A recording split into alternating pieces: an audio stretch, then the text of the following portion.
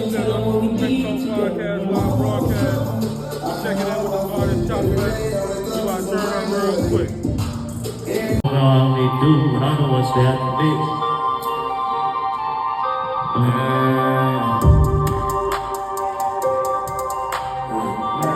He loves a lot of this shit.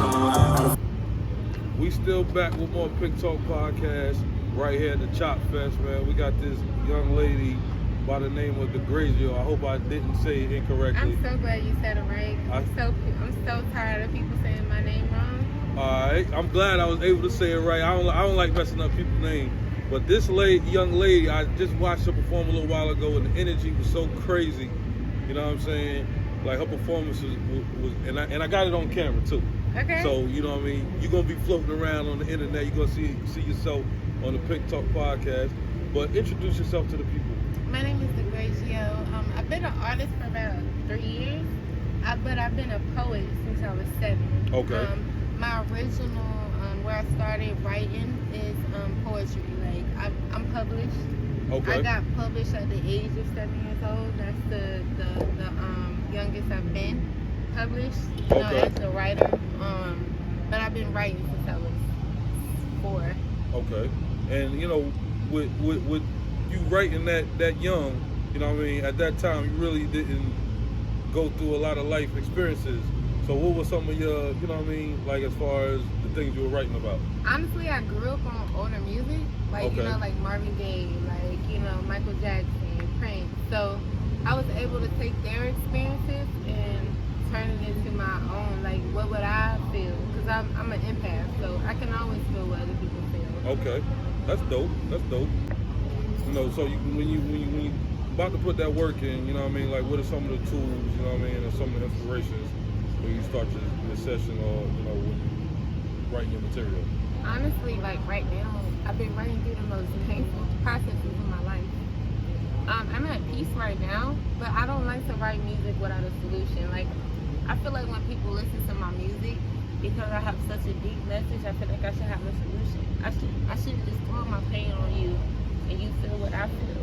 Facts. And you going through what I'm going through, and I can't help you get through that. You get what I'm saying? Facts. So I like to have a solution. Okay, so in a nutshell, when you telling your story, but at the end of your songs, pretty much is the message of how you overcame what you're writing about. But honestly, it's not really at the end of my song. It's really like at the day that I decide to stop writing music, that's when you will know the complete Degragioh. Wow. So the fact, like the point that y'all listen, you're just getting to know me even more. I'm a Scorpio, so I gotta let you in a little bit, out a little bit. So you gotta grow with me, and I feel like that's important. Like, how you gonna love me if you don't grow with me? Facts. You know, and you know, musically, you know, it's women. You know, it's a lot of women artists right now. You know, in sexuality. You know, is a lot of the content. You know, how do you feel about that? Honestly, I would tap into that bag, but I got a poetic way of doing it. Okay. You can't really compare me to any female rapper for real, because I'm very conscious. So I'm trying to sit with the Kendricks and the J. Cole's. I got you. Like, that's where you feel that from. Like, that energy. Like, that's that I can battle rap you. I can cypher you. Like, Facts. I can challenge you. Like, if you want to go there, we can go there. You get what I'm saying? Bar for bar. Facts. So I like to bring that to the stage. I like to let people, like, let these men know, don't just put me in a category. Not saying that the female is the lesser category. It's just that the female is, like, let's take gender out of it. We can sit with you. Facts. And you said the J. Cole's and the Kendricks, you know, sit with them.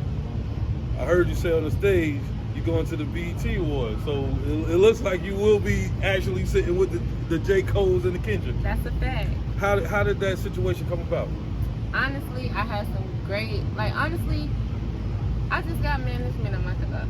Okay. So I've been my own machine this whole way there, like all the way to the BET Awards. I did it. Okay. You get what I'm saying? So it's just that you can't discount any performance. I'll tell any independent artist that. Like, I don't care if it's a hole in the wall club, you don't know who's gonna be there. Right. Like, go, perform, develop your craft. The only way you gonna get better is if you get out there and you do it. You good? But, excuse me, if you get out there and you do it, but to me, it's just kind of like one of them things, like, it don't matter. If you got if I touch one person in the room, that's enough for me. Facts. I'm good. Facts. Because I feel like the most important person in the room is gonna feel me. And that is definitely a fact. Man, I love your energy. You know, and back to the BT, you know, situation. How did you, you know, like how did you work that? Because that's not something small. That's major. Yeah, but you know, a lot of people don't put those facets on their own Black awards, and that's one thing that I want to be an advocate for, is make sure you definitely your Black awards, because that's where you celebrate it, not where you tolerate it. Right. You get what I'm saying? So it's just kind of like I'm so appreciative to be there and to be a part of the BET awards and to perform and to be able to rep North Carolina. You know what I'm saying? Honestly, how I pulled it off, I just honestly went for an opportunity. You know, it's just kind of like, you know how people sign up for the American Idol or anything like that. You just gotta know the right people at the right time to connect you. Because I was performing a lot, so I had a lot of promoters from the inside say, this is what you need to be doing. Right. Like, they just, you know, they like my energy, so they be like, damn, this is this opportunity. They'll send them straight to my phones. And I think as an independent artist, you have to be close to promoters because you're doing your own business. Facts. At that point, you don't need managers, you need CEOs. Facts. Because you are your own manager. That's a fact.